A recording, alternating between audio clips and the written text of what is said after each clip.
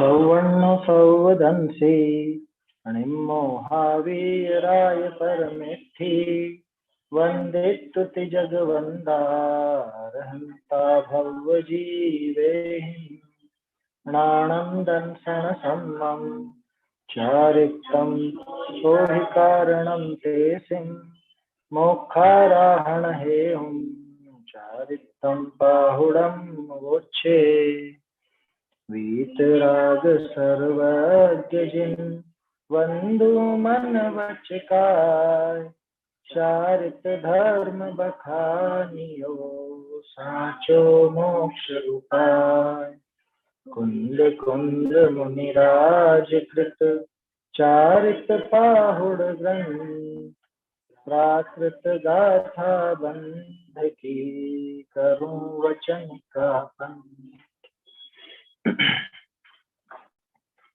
कुंद कुंदाचार्य देव विरचित चारित्र पाहुड़ ग्रंथ है। आज तो रविवार है, गाथा पाठ करेंगे आज अपन। चलिए अपन देखेंगे कौन सी चल रही है।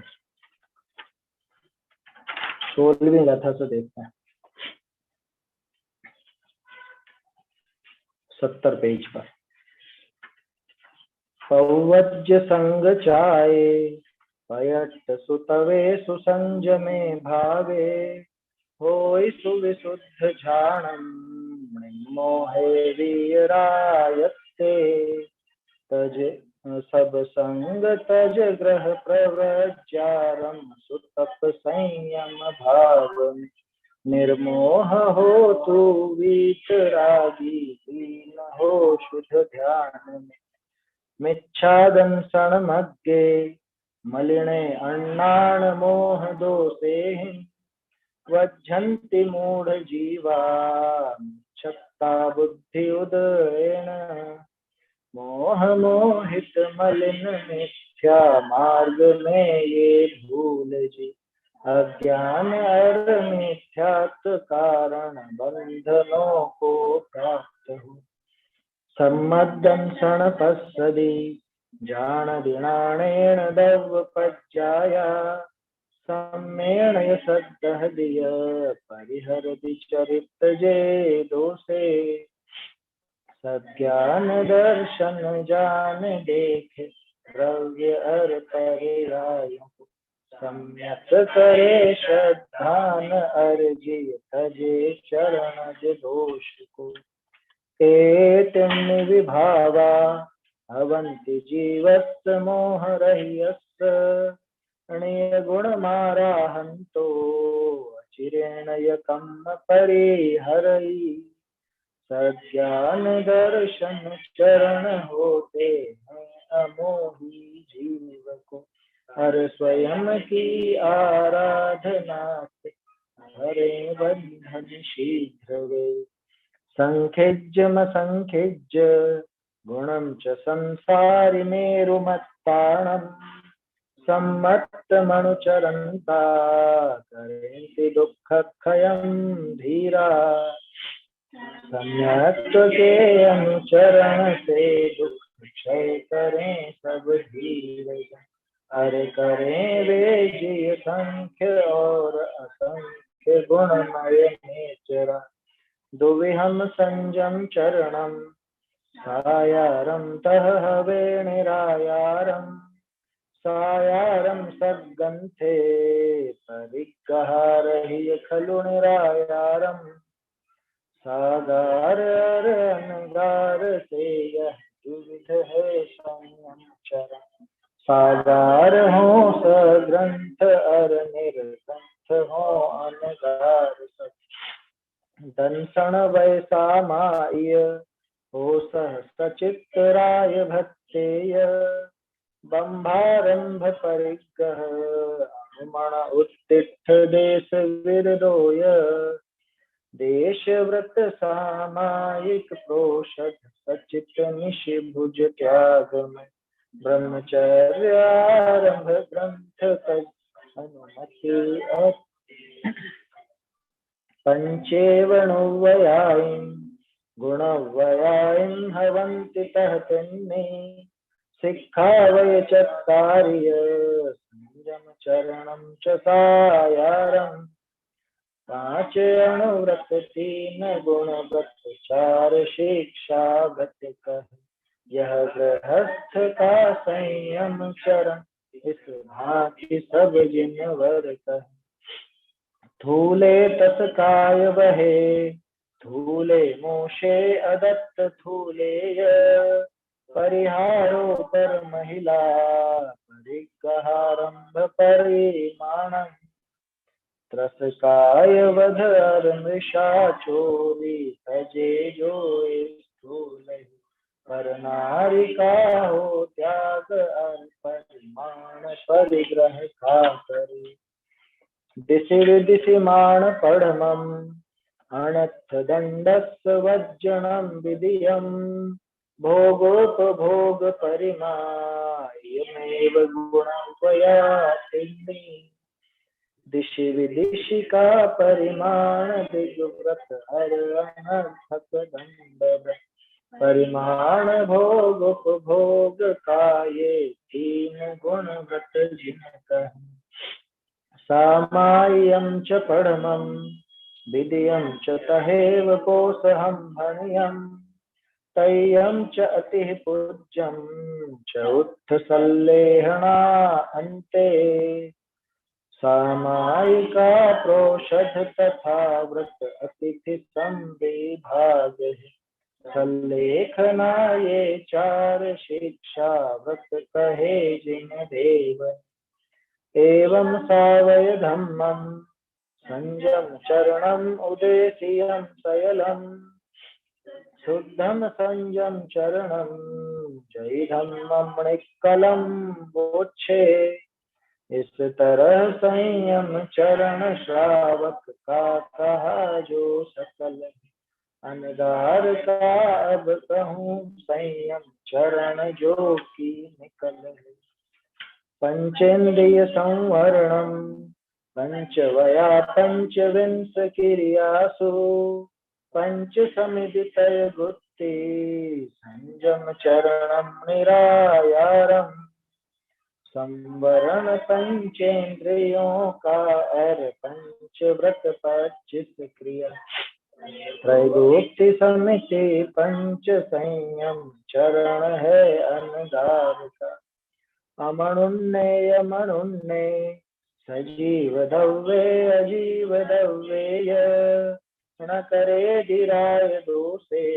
संचिंद्य संहरो भणियो सजीव हो या अजीव हो अमनोज्ञ हो या मनोज्ञ हो ना करे उनमें राग रुष पंच इंद्रियां संवरतः हिंसा विरयी अहिंसा असत्य विरयी अदत्त विरयी तुर्यम अबंभ विरयी पंचम संगम्य विरयी हिंसा सत्य अदत्त ब्रह्मचर्य और परिग्रह इनसे विरति संपूर्णतः ही पंच मुनि महाव्रत कहे साहंति जम महल्ला आयर्यम जम महल्ल पुवेहिं जम च महल्लानि तदो महल्वया इत्तहे याइन ये महाव्रत निष्पाप हैं और स्वयं से ही महान पूर्व में साधे महाजन आज भी है साधते वयगुत्ति मणगुत्ति हिरिया समिधि सुदान निखेवो अवलोय भोयणाए अहिंसये भावना होन्ति मनोगुप्ति वचन गुप्ति समिति ईर्ष्या आदान निक्षेपण समिति ये है अहिंसा भावना कोह भय हास लोहा मोहा विवरीय भावना चेव विधियस्व भावनाए विपंचेव यतः होन्ति सत्य व्रत की भावनाएं, क्रोध लोभ हर हास्य से है रहित होना, ज्ञानमय आनंदमय। सुनना यार निवासो विमोचिया वासजं परोधं च, ऐषण शुद्धि सौत्तम साहन्नि संविसंवादो। हो विमोचित वास शून्यागार हो परोध, हो ऐषणा शुद्धि तथा संवाद हो विसंवाद। इस प्रकार ये गाथा पाठ अपन ने किया। आज रविवार है, कुछ प्रश्न हो या कुछ ऐसी अलग से चर्चा करनी हो तो बात की जा सकती है, और नहीं तो आगे का विषय अपन देखेंगे।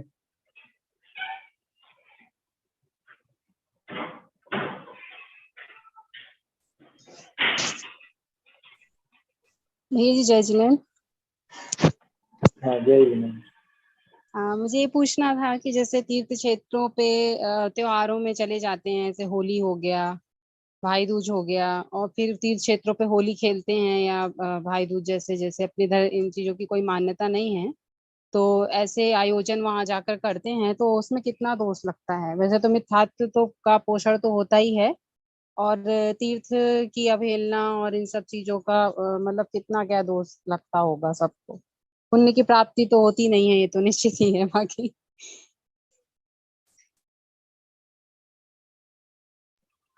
जवाब आपने खुद नहीं तो दे दिया।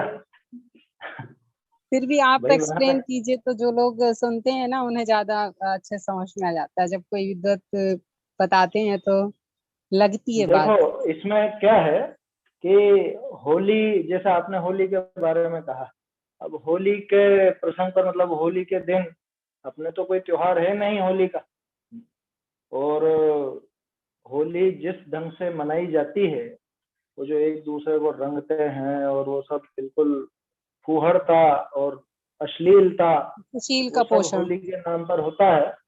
तो वो काम तो अपने में होता नहीं है। क्या बहुत सी जगह कुछ ऐसी भी हैं, है ना, तो वहां पर ना समझ भी है, स्वाध्यायी ना हो तो ऐसी प्रवृत्ति चलती है।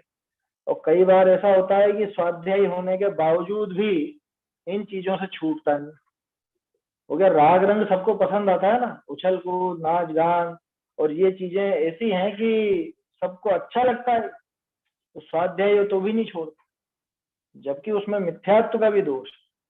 खैर वो दूसरा विषय है। अपनी बात तो यह है कि ऐसे दिनों में ऐसे कुछ जो ये लौकिक या अन्य मत के पर्व आते हैं, इन दिनों में तीर्थ क्षेत्रों पर लोग जाते हैं।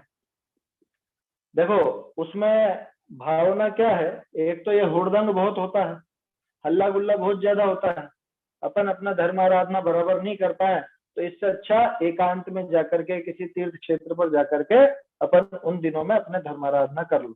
तो इस भावना से पहले लोग जाया करते थे। लेकिन अब जो आप कह रहे हो वो बहुत बड़ी समस्या, कि यहाँ तो नहीं खेलते और वहां जाकर के खेलते हैं, या वो तीर्थ क्षेत्र में जाकर के और फिर वो होली वगैरह का आयोजन करना, होली खेलना या और भी हुड़दंग मचाना, ये तो महान महान पाप का काम, जबरदस्त पाप का काम। और जो लोग मिथ्या, धर्माराधना के पर्पस से जा रहे हैं उनका और जाके नुकसान करना वहाँ। हाँ जो लोग वहां पे धर्म आराधना के लिए गए, अब उनको तो डिस्टर्ब होता ही होता है, और खुद पर भी, खुद तो धर्म आराधना कर ही नहीं रहा, वहां जाकर के खुद तो हुड़दंग मचा रहा, खुद तो वहां पे एक तरह से मौज मस्ती कर रहा है ना। और इसकी मौज मस्ती में इसको तो जो पाप बंध रहा है सो बंध ही रहा है, साथ ही साथ उन जीवों के अंतराय का भी इसको दोष लगता है, जबरदस्त जबरदस्त दोष लगता है। और ये पक्का मानना, इसको इस भाव में मनुष्य पना मिल गया, जैन कुल मिल गया, जैन धर्म मिल गया, ये आगे मिलने वाला नहीं। क्यों? क्योंकि इसको मिला था और इसने तो यूं ही गवा दिया, अथवा तीर्थ क्षेत्रों पे जाकर के काम किए। ऐसे ही समझ लीजिए, दीपावली वगैरह पे कोई कहीं पर चला जाए और वहां पे पटाखे चलाए, वहां दिए जलाए, तो वहां भी ऐसा ही दोष। पहली बात तो ये पर्व अपने नहीं, है ना। पर्वों के संबंध में बहुत विस्तार से पहले चर्चा हुई है। ये चर्चाएं प्रारंभ भी तब हुई थी, ये ऑनलाइन का जो चला, ये असल में मोक्ष प्रकाशक के पहले प्रकरण ही यही चला था, दशलक्षण के पहले, पर्वों संबंधी विसंगतियों का। और मोक्ष प्रकाशक भी चल रहा था तब अपन ने वीर निर्वाणोत्सव के आसपास 4-5 दिन इन्हीं पर चर्चा की थी। तो पहली बात तो ये अपने पर्व नहीं। दूसरी बात, पर्व ना भी हो तो ये कार्य अपने करने जैसा नहीं। भाई सीधी सी बात है, जिसका मार्ग ही विरक्ति का हो, जिसका मार्ग ही सच्चे सुख की प्राप्ति का हो, उसको ये काम शोभा देंगे क्या? तो सहज रूप से वो इन चीजों से दूर रहेगा। उसको कोई ऐसा, वो जानता है कि जीवन में पहले इतने पाप पड़े हुए हैं, गृहस्थी में रहते हैं तो एक तरह से दलदल में रहने जैसा है। आया समझ? गृहस्थ दशा कोई रहने जैसा थोड़े ना। ये जो संतुष्ट होकर बैठा है और बहुत तसल्ली से रहता है कि हम तो बहुत धर्मात्मा, बहुत भूल में है, गृहस्थ दशा वास्तव में रहने जैसी नहीं है। यहाँ रहते हैं अपन, ये मजबूरी है, अभी भावों में इतनी पवित्रता, इतनी पात्रता नहीं आई कि अपन इसको छोड़ नहीं पा रहे हैं। लेकिन इस बात को स्वीकार तो करें कि दिन भर में कितने पाप अपने हो। यहाँ क्या कम पाप है क्या? खाना पीना, उठना बैठना, नहाना धोना, कपड़े लत्ते, परिग्रह जितना भी है, इन सब के निमित्त से जबरदस्त पाप होता ही रहता है, निरंतर होता है। कि नहीं हम तो अभक्ष वभक्ष खाते ही नहीं। अरे नहीं खाते हैं तो भी बहुत होता है। घर वालों से राग रंग और ये सारी चीजें होती हैं कि नहीं? ये सारे पाप क्या कम है जो ऊपर से और पाप माथे चढ़ा रहे? समझ में आ रही बात? गृहस्थी में रहते हुए जीव बिल्कुल ऐसा है जैसे समझ लो काजल की कोठरी में रह रहा है, कोई बिल्कुल पवित्र यहाँ रह ही नहीं सकता। ये गृहस्थ दशा ऐसी है कि इसमें तो काली माँ लगती, ये रहने जैसा नहीं है। आया समझ?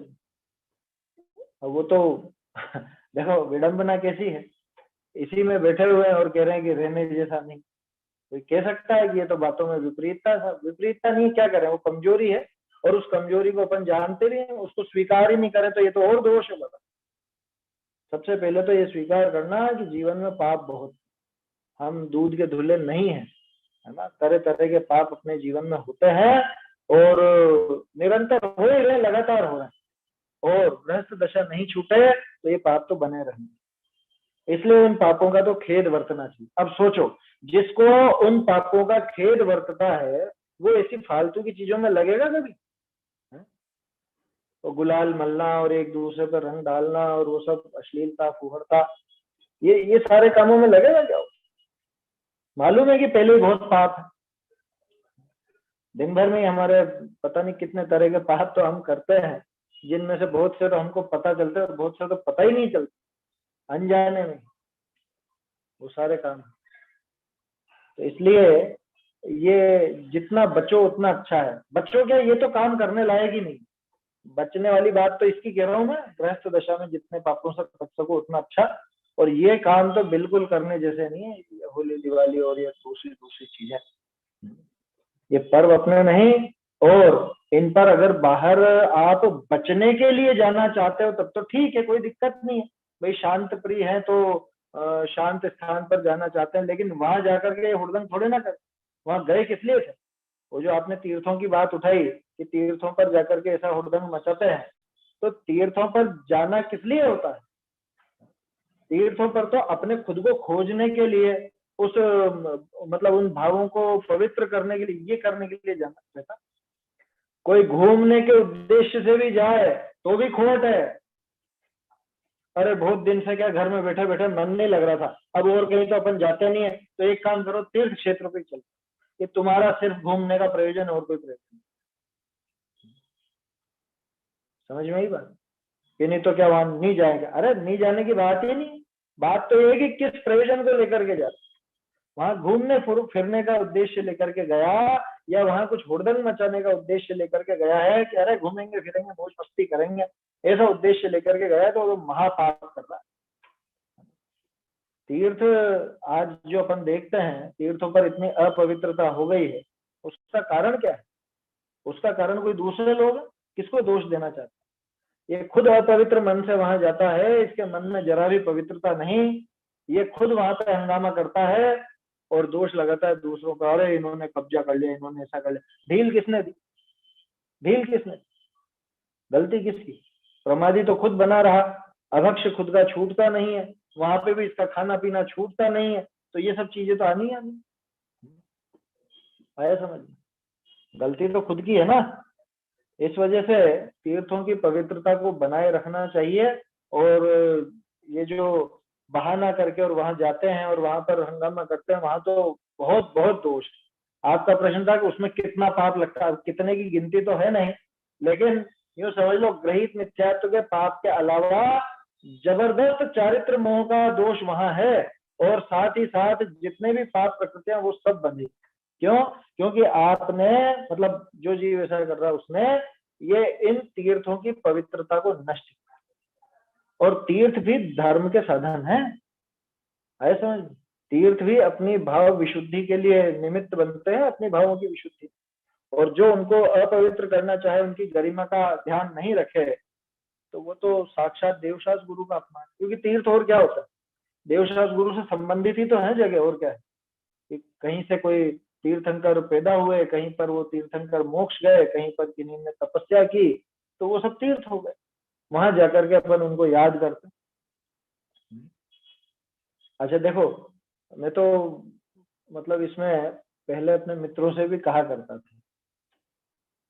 मेरा एक मित्र था, छोटा था, जूनियर था, वो कहने लगा भाई साहब मैं शिखर जी होकर के आया। और ये मैंने कहा बहुत बढ़िया, तो अब तो क्या नियम लिया तुमने?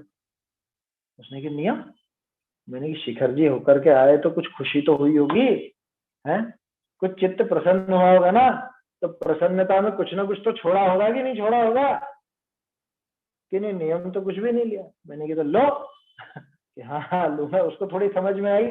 तो अब जो भी उसने किया हो बाद में, मैंने एक तो ये विचार करना कि अपन कहीं पर गए हैं और अपने को प्रसन्नता हुई है, तो उस प्रसन्नता में हमने क्या किया। जैसे पहले के राजा महाराजा होते थे, बड़े सेठ होते थे, कोई खुशी की खबर सुन करके कुछ ना कुछ दे ही देते थे ना दूसरे को। अब यहाँ देने की बात तो है नहीं, यहाँ त्याग दो, त्याग तो करो भाई। कोई अपने में जो खोट पड़ी है उस खोट को दूर करो, तब तो जाना सफल भी। नहीं तो हाँ गए थे हम तो हर साल जाते हैं, 2 साल 2 बार जाते हैं, 3 बार जाते हैं। हमारे एक रिश्तेदार थे, वो साल में 2 बार 3 बार तो चले ही जाते थे शिखर, लेकिन उनका ना जमीकंद छूटा ना कुछ। अब तो फिर गुजर ही गए। है समझ में? तुम्हारे पास ही रहते थे, समझ में ही बात। तो साल में 2-3 बार जाते, लेकिन जमीकंद भी नहीं छूटता। फिर ऐसा जाना किस काम का? ये जो अपने तीर्थ अपवित्र हुए हैं, ये ऐसे ऐसे लोगों के, ऐसे भावों के कारण। ये हमारी जो प्रवृत्ति खोटी चलती है, वहां जाकर भी हमारे विषय कषाय नहीं छूटते, विषय सेवन नहीं छूटता है। थोड़ी सी भी तो पाबंदी खुद पर नहीं लगाते अपन, तो वो क्या वहां पर जाने का लाभ क्या होगा? क्यों गए ये पूछना, है ना? ये बात पहला प्रश्न है। दूसरा प्रश्न तो वो नियम वाला। पहला प्रश्न तो एक कि जाना क्यों चाहते हो? अपने आप से पूछें, क्यों जाना चाहते हो भैया? कोई भी तीर्थ स्थान, वो शिखर जी की बात नहीं, कोई भी जगह जहां भी जाने का मन हो, वहां जाना क्यों चाहते हो? अगर जवाब ये निकल जाता है कि घर पे बैठे बैठे उगता है कि बहुत दिन हो गए कहीं घूमने फिरने नहीं गए, तो पाप का भाव क्या? तब तो पाप का भाव है। और उसमें ये भाव जुड़े कि अरे वहां से देखो मोक्ष गए हैं, वहां से उन्होंने तप किया था, वहां ये तीर्थंकर पैदा हुए थे, वहां जाकर के उनका स्मरण करें। है? उन्होंने क्या भावना भाई थी उस जगह पहुंच करके, और उन जैसे भाव भाने का प्रयास करें, या ये समझने की कोशिश करें कि कैसे उन्होंने यहाँ पर तप किया हो, कैसे यहाँ पर उनके ऐसी पवित्र भाव भूमि बनी होगी जो यहीं से वो मोक्ष चलेगा, या यहाँ पर उन्होंने केवल ज्ञान लिया, या यहाँ पर तप किया। उन भावों को समझने का और अपने जीवन में प्रकट करने का उपाय करे, तब उसका वो तीर्थ जाना सच्चा। तीर्थ की परिभाषा क्या है? तीर्थ उसको कहते हैं जो तिरा देवे, जो तिरा देवे, संसार से तिरावे, उसको तीर्थ कहते हैं। और ऐसे तीर्थ को करने वाले को कहा जाता है तीर्थंकर। तो वास्तव में तो तीर्थ है जिनवाणी, क्योंकि जिनवाणी तिरा देती है। आया समझ में? भगवान का वो जो उपदेश है, दिव्य ध्वनि है, वो तिरा देती है, इसलिए वो तीर्थ है। और उस तीर्थ को जो करते हैं वो कहलाते हैं तीर्थंकर। तीर्थंकरों का उपदेश होता है, तो तीर्थंकर क्या करते हैं कि वो सर्वोदय तीर्थ को देते हैं। ये शब्द समंतभद्राचार्य के हैं, आए समझ। तो उनका ये सर्वोदय तीर्थ, महावीर स्वामी का ये सर्वोदय तीर्थ समंतभद्राचार्य आदि ने प्रयोग किया है। तो उस तीर्थ को वो करते हैं। असली तीर्थ तो ये है। अब ठीक है, अपन उनके निमित्त से, मतलब उन जगहों के निमित्त से उन महापुरुषों का ध्यान कर सके तो वो भी तीर्थ है, कोई दिक्कत नहीं। उनका ध्यान करके और अपन खुद को समझ सकें, अपने भावों को सुधार सकें। अब इसमें सावधानी, कहीं पर जाते हैं तीर्थ के लिए और वहां ऐसा लगे इसको अगर, अरे आज तो इनके दर्शन हुए, मतलब ये तीर्थंकर के आज दर्शन होकर बहुत पवित्रता हो गई और इसी यहाँ से विशेष एनर्जी मिली है या यहाँ विशेष ख्याल में आया है कुछ है, तो समझ लेना गड़बड़ है भी इसके दिमाग में। भाई वहां के तीर्थंकर और यहाँ के तीर्थंकर में कोई अंतर है क्या? शिखर जी के पार्श्वनाथ जी और अपने यहाँ पे पार्श्वनाथ जी, उनमें कोई अंतर है? कौन सी ऊंची टोक वहां पे पार्श्वनाथ जी की और चंद्र प्रभु जी की बताते हैं ना, तो वहां के चंद्र प्रभु जी और अपने यहाँ के चंद्र प्रभु जी में अंतर है। अगर कोई ऐसा सोच के बैठा हो तो समझ लेना उसके माथे पर तो गृहीत मिथ्यात्व का भूत सवार है। कि वहां कौन सा आदिनाथ जी 52 गजा में आदिनाथ जी ना वहां था, तो वहां के आदिनाथ जी के विशेष फल है उनके दर्शन। और यहाँ आदिनाथ जी के मंदिर है अपना, आदिनाथ जी का इनका इतना नहीं, यहाँ से ज्यादा वहां का। ऐसा भगवान में अगर फेर करता है तो अभी तो इसने वीतरागता और सर्वज्ञता को समझा ही नहीं, अभी तो इसने भगवान का स्वरूप ही नहीं समझा। तो इसलिए तीर्थ जाने पर ये 2-3 प्रश्न अपने दिमाग में होने चाहिए। सबसे पहला तो ये कि जाना क्यों चाहते, अपना अंतरंग टटोलो, अपने परिणाम कैसे हैं, अभिप्राय क्या है जाने के पीछे।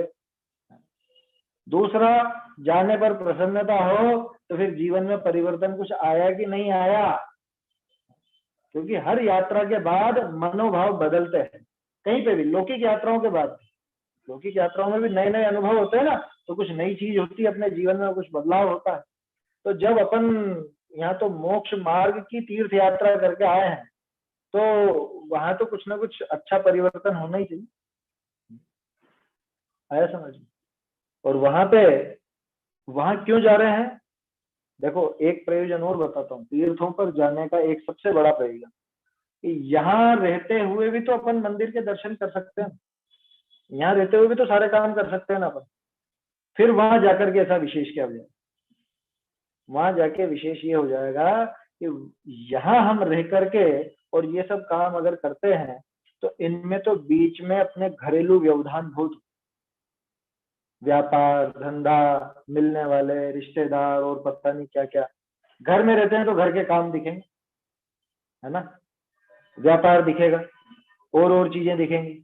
लेकिन घर से बाहर निकल गए, अब वहां क्या करना है कि वहां तो दिन भर कुछ और करना ही नहीं, वहां तो फ्री, भोजन भी दूसरे के आश्रित। तो वहां पर समय ज्यादा मिलता है। यहाँ अपन मान लो आधा पौन घंटा 1 घंटा मंदिर में बिताते हैं, वहां तो दिन भर भी रह सकते हैं। सिर्फ खाने का विकल्प हो तब चले जाओ, सोने चले जाओ, बाकी दिन भर मंदिर में रहो।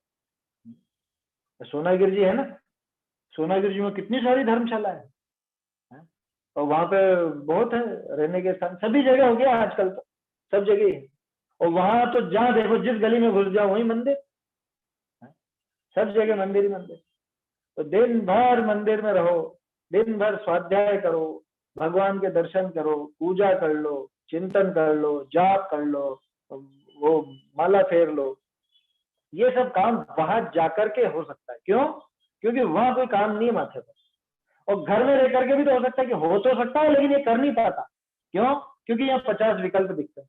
घर में ये हो रहा है, ये हो रहा है, वो हो रहा है, घर में सब घर वाले हैं, बच्चे बच्ची हैं, रिश्तेदार हैं, कभी कोई मिलने आ गया, कभी कोई आ गया।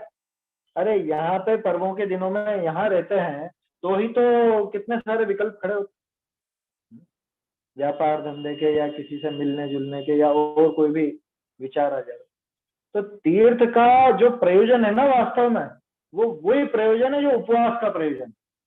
ये कहाँ का कनेक्शन बैठा है उपवास का और तीर्थ? कह रहे उपवास क्यों किया जाता है? कि समय ज्यादा से ज्यादा मिले। ऐसे तीर्थों पर जाकर के क्या लाभ होगा कि समय ज्यादा से ज्यादा मिलेगा, वहां फालतू के विकल्प नहीं चलेंगे, तो अपन अपना काम ज्यादा अच्छी तरह से कर सकते हैं। थोड़ा सा समय निकालने के लिए, जीवन की आपाधापी से दूर होने के लिए, थोड़ा समय निकालने के लिए तीर्थों पर जाए, मनोरंजन के लिए नहीं, या मन उकता गया, बैठे बैठे घबरा गए हैं, बहुत दिनों से घर से नहीं निकले इसलिए घबरा गए, इसलिए नहीं, बल्कि किस लिए, अरे यहाँ पे नहीं सज रहा अपना, अभी बहुत विकल्प ज्यादा, अपन ये थोड़े दिन छोड़ो, शांति में रहो थोड़े दिन, तो शांति के लिए जाया जाता है। और ये तो ये वहीं जाके हुड़दंग करे तो उल्टा बहुत पाप का कारण हो जाता है। ऐसी बात है। मेरी समझ से यही था प्रश्न आपका। प्रश्न तो क्या था, जवाब तो आपने खुद ने भी दे ही दिया था। जी भैया जी। और कोई चर्चा करनी हो, कोई और बात हो तो वो देख सकते हैं।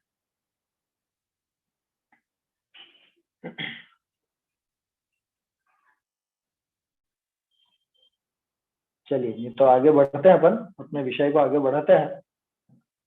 तो नहीं कुछ पूछना है कुछ आगे का? चलिए, कल अपन ने अचौर्य महाव्रत की भावना देखी है ना, 5 भावनाएं देख रहे हैं। अचौर्य महाव्रत की बात हुई थी कल। अब देखनी है अपने को ब्रह्मचर्य महाव्रत की भावना। देखो, अतिचार और भावनाएं, है ना, ये 2 चीजें तो ध्यान में रखनी बहुत जरूरी है। और इसके लिए मैंने तो पहले भी कई बार कहा है, 7वां जो अध्याय है तत्वार सूत्र का, मुझे तो विशेष रूप से वही सबसे ज्यादा प्रिय है, 7वां, क्योंकि उसके अंदर अपने जीवन को सुधारने की बहुत सी बातें मिलती हैं। ये भावनाओं का 5 भावनाएं और 5 अतिचार, अतिचार तो अणुव्रतों, भावनाएं महाव्रतों, ये सब वहां पर दे रहा है। तो इन भावनाओं को अपने जीवन में उतारे अथवा उन अतिचारों से बचे तो काफी सुधार हो जाएगा, काफी, बहुत ज्यादा। वो जो अपन एक बात बार बार देखते हैं, वह श्रावक नहीं, जिसे मुनि बनने का भाव नहीं आता। तो मुनि बनने का भाव आवे और बराबर उस दिशा में बढ़ सके, उसके लिए भावनाएं बहुत जरूरी। अब देखिए ब्रह्मचर्य महाव्रत की भावना 35। महिला लोयण पौवरई, एक मिनट,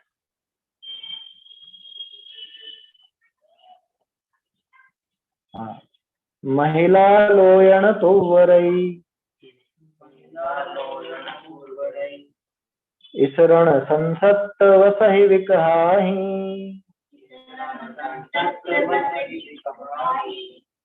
पुठ्य रसे ही विरहो,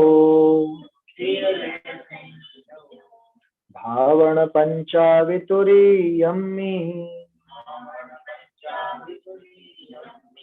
महिला लोयण तोवरई, इसरण संसत वसहि विकहाहि, पुठ्य रसे ही विरहो, भावण पंचावितुरीयम्मि,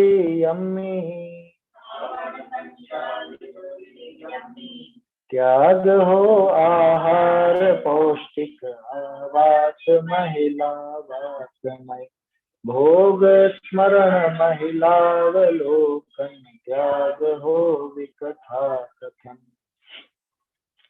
क्या कह रहे हैं? महिला लोयण मतलब महिला आलोचन। आलोचन का मतलब यहाँ आलोचना करना नहीं है, आलोचन या आलोकन, आया समझ में? अवलोकन से ही आलोचन भी बनता है। भली भांति देखने को भी आलोचना कहते हैं, और अवलोकन वाला अर्थ यहाँ पे है। तो महिला लोयण यानी महिला का आलोकन। रही इसरण, मेरे ख्याल से यहाँ एक ई और होना चाहिए। देखिए ढूंढरी में देखते हैं, शायद उसके अंदर उवरई यानी पूर्वरति, पूर्वरति का इसरण, इसरण माने स्मरण। 35 नंबर है ना ये।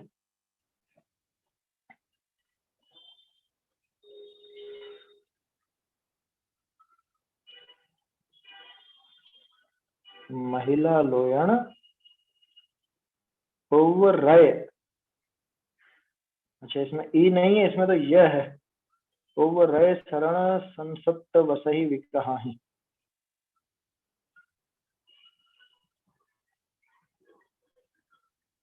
चलिए कोई बात नहीं, यह और ई तो एक जैसा ही चलता है प्राकृत में।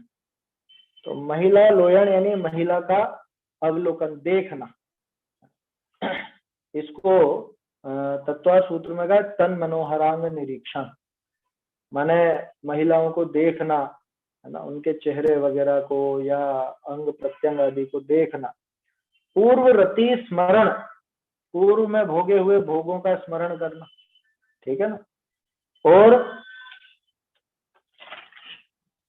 संसक्त वसहि विकहाहि, संसक्त वसति क्या मतलब कि जहां पे महिलाएं रहती हों उस जगह निवास करना। यहाँ पे एक चीज और देखो, वहां पे जो था तत्वार सूत्र में देखोगे तो वहां पे अलग अलग नाम मिलेंगे।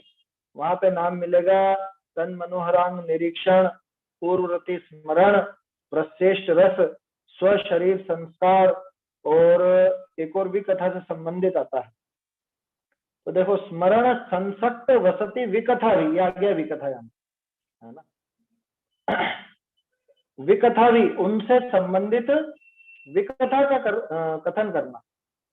स्त्री कथा जो होती है, स्त्री कथा, भोग कथा, राज कथा इत्यादि, तो वो भोग आदि की कथाओं में लगना या उन कथाओं का स्मरण करना, उन कथाओं की चर्चा करना, ऐसी ही बातें करते रहना।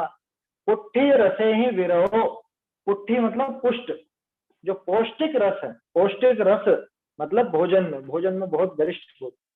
तो पुट्ठी रसे ही विरहो, इन सबसे विरत, क्या ऊपर जो जो भी नाम है ना, इन सबसे विरक्त, ये 5 हो गए।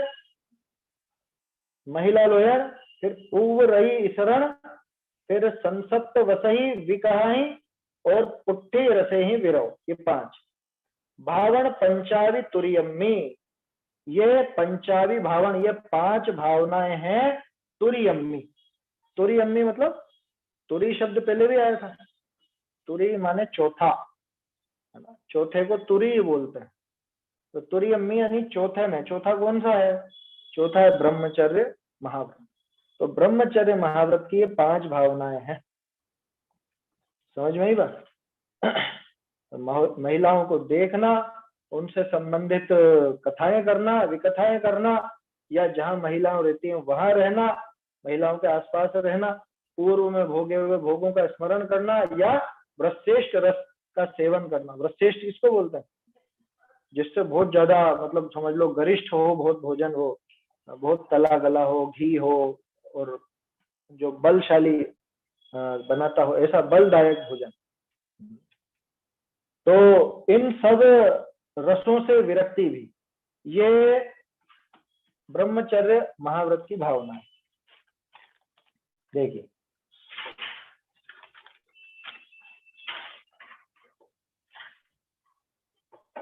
इसकी ढूंढारी पढ़ता हूं मैं, फिर इस पर चर्चा करते हैं।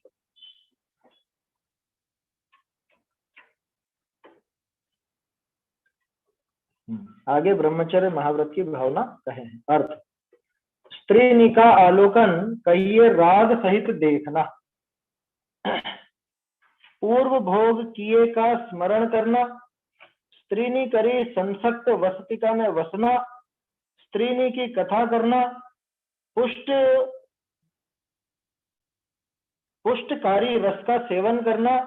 इन पांचनी पे विकार, क्या है आगे, उपजे, ठीक है। इन पांचनिते विकार उपजे, ताते इनते विरत रहना। ये 5 ब्रह्मचर्य महाव्रत की भावनाएं हैं। भावार्थ, काम विकार के निमित्त निते ब्रह्मचर्य व्रत भंग होए है, सो स्त्रीनी का राग भावते देखना इत्यादि के निमित्त कहे, तिनते विरक्त रहना, प्रसंग न करना, याते ब्रह्मचर्य महाव्रत दृढ़ रहे। हमारे जो मुनिराज होते हैं वो इनका बहुत दृढ़ता से पालन करते हैं, और उसके लिए वो जो कई तरह की प्रतिज्ञाएं होती हैं मुनिराज की, जैसे 7 हाथ दूर रहने की, उसके पीछे भी यही कारण है ना। मुनिराज 7 हाथ दूर रहते हैं, क्यों रहते हैं? भाई इतनी दूरी रहेगी तो चाह करके भी छू नहीं सकते एक दूसरे, समझ में आई बात? कि ये यूं गिर जाए और उधर सामने से वो महिला भी गिर जाए तो भी वो एक दूसरे को छू नहीं सकते। अपना शरीर कितने हाथ का होता? अपना शरीर होता 3.5 हाथ, है समझ में? 7 हाथ का लॉजिक ये है, 3.5 हाथ का अपना शरीर तो अपन गिरे, और 3.5 हाथ का सामने वाले का शरीर वो गिरे, तो ये इधर से गिरा और ये इधर से गिरा तो भी एक दूसरे को छू नहीं पाए, इसलिए वो 7 हाथ का नहीं है, खुद के 7.5 हाथ लंबे करके गिरे तो 4 हाथ लगेगा वहां। वो 4 हाथ जमीन जो देख करके चलते हैं वो इसलिए है कि आधा हाथ ये ऊपर निकल गया, आधा हाथ ऊपर हो गया ना, तो ऐसे आधा हाथ ऊपर करके भी कोई ऐसे गिरे, चारों खाने चित होकर के, तो भी वहां पर जीवों का घात ना हो, तो वो तो 4 हाथ जमीन देखने का नहीं। लेकिन ये नियम क्यों कि भाई जिसके यहाँ पे 4 हाथ क्यों नहीं लगाया, मतलब 8 हाथ क्यों नहीं लगाया? इसलिए नहीं लगाया ये नियम यहाँ पर, क्योंकि जिसके मन में विकार है उसको 7 हाथ से तो प्रतिज्ञा ही नहीं टूट जाएगी। ये तो भूले भटके भी, है ना, मतलब शरीर साथ नहीं दे रहा और चक्कर खा करके गिर गए, और सामने से भी वो चक्कर खा करके गिर गई महिला, तो भी दोनों एक दूसरे का स्पर्श नहीं हो उनका, इस वजह से वो 7 हाथ का नहीं। और बाकी जिसके मन में विकार है, पाप है, उनके तो 7 हाथ का क्या रहना वाला, तो उनके वो 4 वाली गणित नहीं लगेगी, वहां 3.5 की, है ना।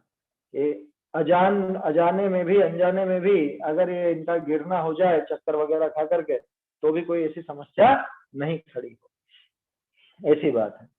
तो देखो पहली भावना क्या है? स्त्रियों का अवलोकन अर्थात राग भाव सहित देख। यह विशेष बात क्या है? देखना, कि देखना विशेष नहीं है, राग भाव सहित उस दृष्टि पूर्वक ऐसा देखे तो वो विपरीतता है। क्योंकि देखने में तो कदाचित किसी के ऐसे आ जाए, एकदम से मतलब कहीं देख रहे हो और एकदम से कोई महिला आ जाए तो दिख ही जाएगी फिर। तो देखना अगर दोष हो तो ब्रह्मचर्य तो कभी का खंडित हो। राग भाव सहित देखना है, समझ में? अपन ने ब्रह्मचर्य अनुव्रत के समय भी चर्चा की थी, ये अन्य महिला को कैसा देखते हैं कि छोटी हो तो पुत्री के समान, बराबर की हो तो बहन के समान, और उम्र में बड़ी हो तो माता के समान। वो तो एक श्रावक के लिए ही थी वो बात। तो सोचो मुनिराज के तो जीवन में कितनी पवित्रता हो, वो कभी इस दृष्टि से देखेंगे? पहली बात तो निगाहें नहीं उठती, और निगाहें मान लो मतलब ऐसा देखना हो भी जाए तो राग भाव सहित नहीं देखते, तो देखते हैं तो फिर विकार पैदा होगा। तो वो विकार पैदा ना हो, है ना, और राग भाव ना आए, इस वजह से मना है कि स्त्रियों का अवलोकन भी नहीं करना, राग भाव सहित स्त्रियों का अवलोकन नहीं करना। तो ये पहला। दूसरा, पूर्व काल में भोगे हुए भोगों का स्मरण करना, कि भाई जो भी भोग पहले भोग करके आए हैं गृहस्थ दशा में, गृहस्थ दशा से मुनि बने, अब पहले जो भी भोग भोगे थे, यहाँ सभी तरह के ले लेना, 5 इंद्रिय के, खाना पीना वो सब आया समझ। अकेले वो स्त्री पुरुष से संबंधित ही नहीं, बल्कि भोजन आदि और वो सारी बात, क्योंकि काम और भोग ये 2 चीजों का जैसे नाचार्य ने किसी व्याख्या कर, काम किसको कहा?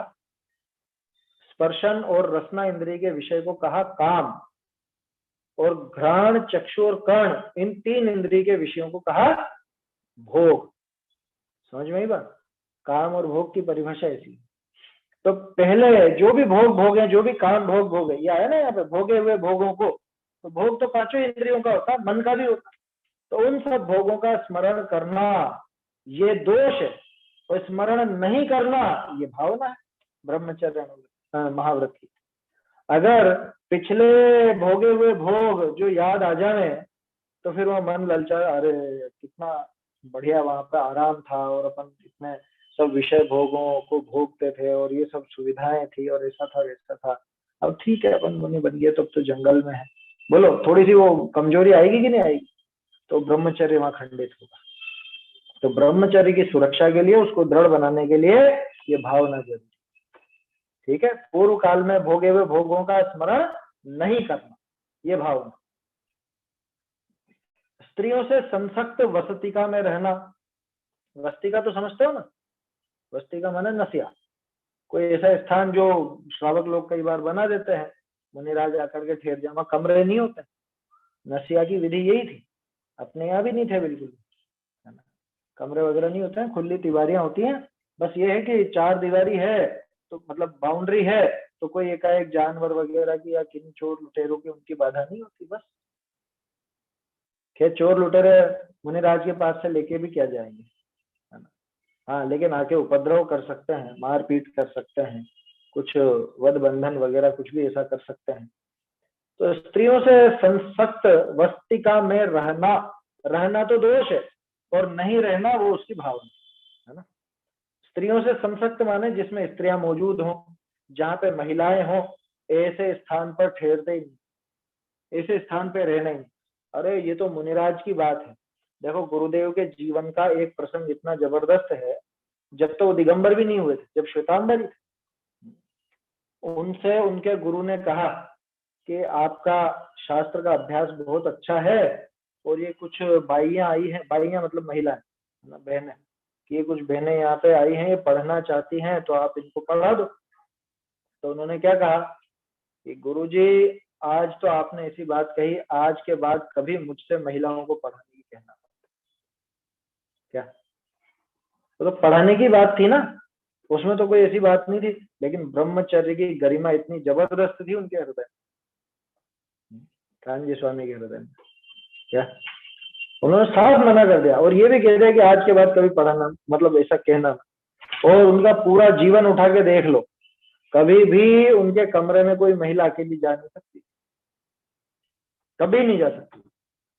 एक छोटी बच्ची भी वो उनको छूते भी नहीं थे, छोटी बच्ची भी होती, समझ में आ रही बात। और शाम को जो चर्चा होती थी, तत्व चर्चा, वो एक कमरे में बैठ करके होती थी, वहां पे कुछ लोग ही बैठते थे। स्वाध्याय 2 ही टाइम होती थी, कभी 3 टाइम स्वाध्याय नहीं करी गुरुदेव, सुबह और दोपहर में। और शाम के टाइम स्वाध्याय नहीं होती थी, ये तो अपन लोग कर लेते हैं अपना समय निकाल करके जैसे भी। वो शाम को सिर्फ चर्चा होती थी 1 0 वाट के बल में, तो वहां पे भी सिर्फ पुरुष ही पुरुष होते थे, महिलाएं नहीं होती। ऐसे उनके जीवन के कितने प्रसंग हैं जिससे ब्रह्मचर्य की महिमा और उनके हृदय में कितनी गरिमा थी ब्रह्मचर्य की, ये सब पता चलता। ये जो डिवाइडर है ना, ये डिवाइडर की पद्धति वहीं से आई, ये गुरुदेव ने चालू की कि महिला और पुरुष के बीच में ये होना चाहिए, कोई देखे नहीं एक दूसरे, पुरुष महिला को ना देखे, महिला पुरुष को। इतनी इतनी महिमा ब्रह्मचर्य की उनके हृदय में थी। और लोग कैसी उठपटांग नरगल बातें कर लेते हैं, शर्म भी नहीं आती कहने को।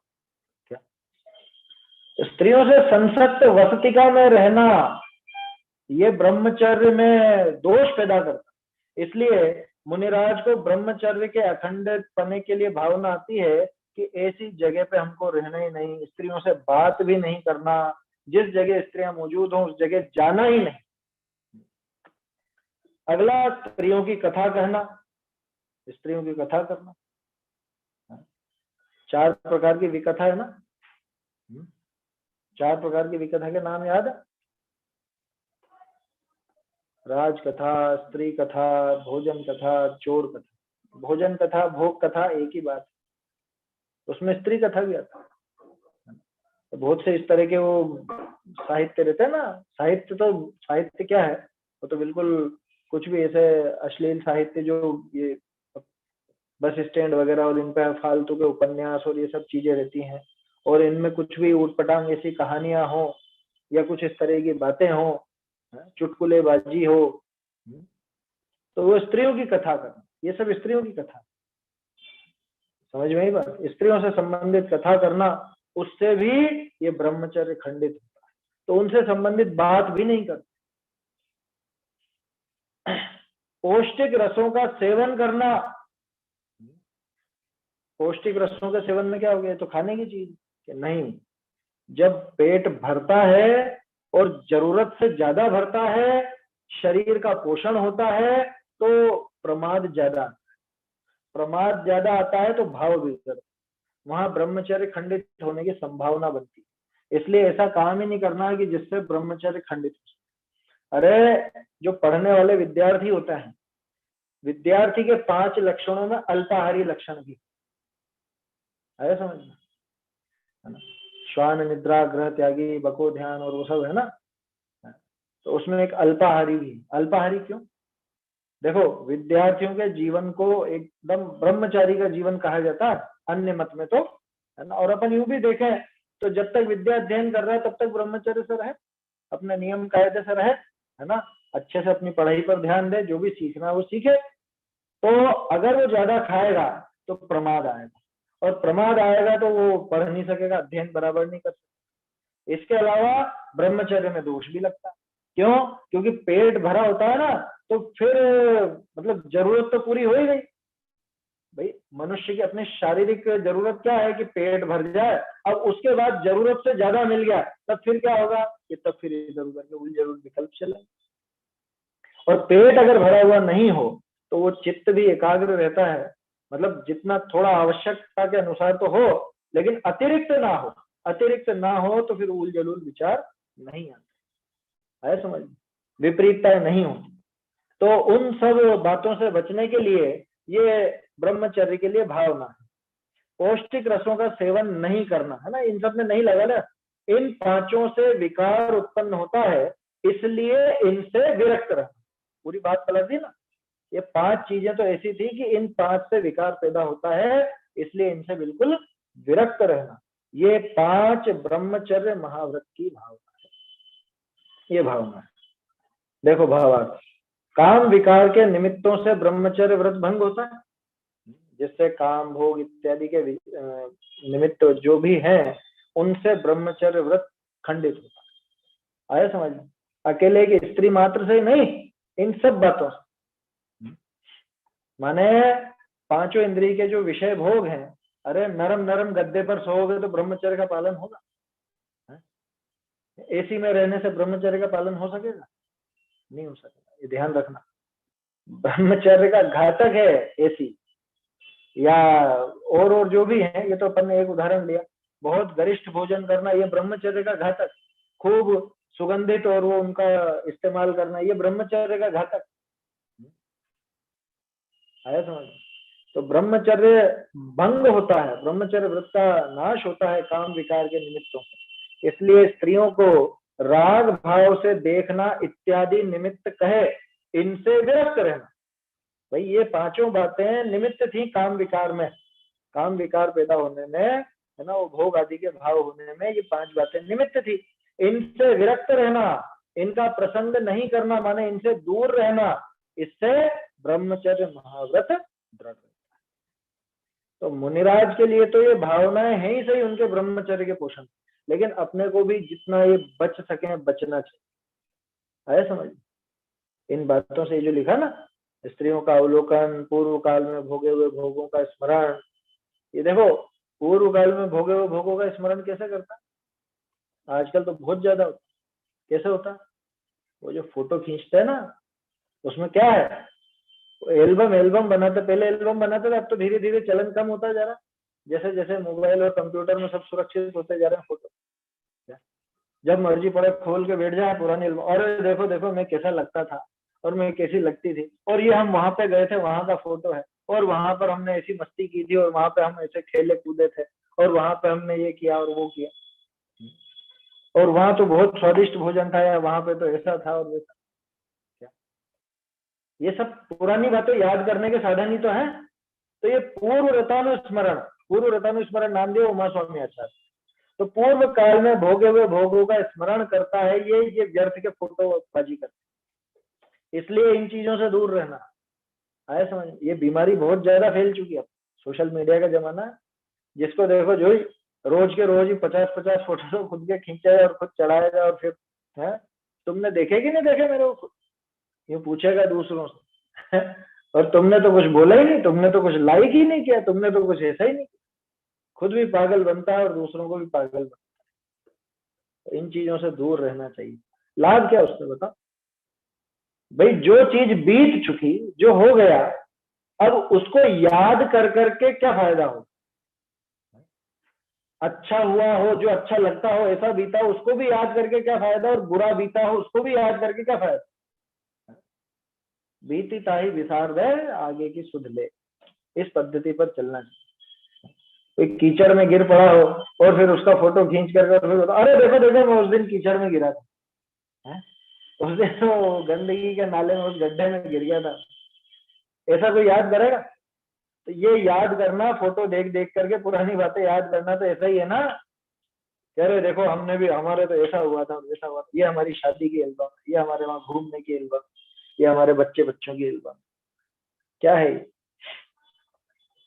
तो ये सारी बातें ब्रह्मचर्य, ये समय ज्यादा हो गया, ये सब बातें जो है ये ब्रह्मचर्य का नाश करने वाली हैं, इसलिए इनसे विरक्त रहना ये ब्रह्मचर्य महाव्रत की भावना है। ठीक है ना, इससे ब्रह्मचर्य महाव्रत दृढ़ रहता है। ये 5 भावनाएं अपन ने देखी ब्रह्मचर्य की, अब आगे परिग्रह महाव्रत की भावना आएगी, उसको अपन फिर आगे कल देखेंगे। गाथा बोल लेते हैं एक बार। महिला लोयण पोवरई विसरण संसक्त वसहि विकहाहि कुठियर से ही विरहो भावण पंचावितुरी अम्मी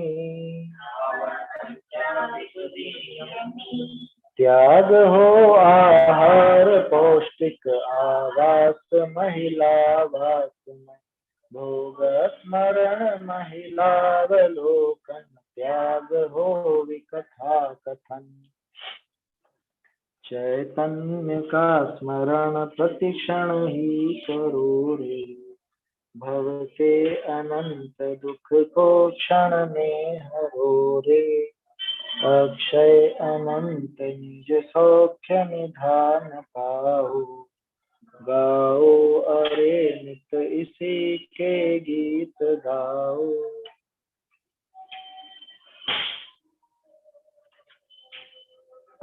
जिनवाणी स्तुति।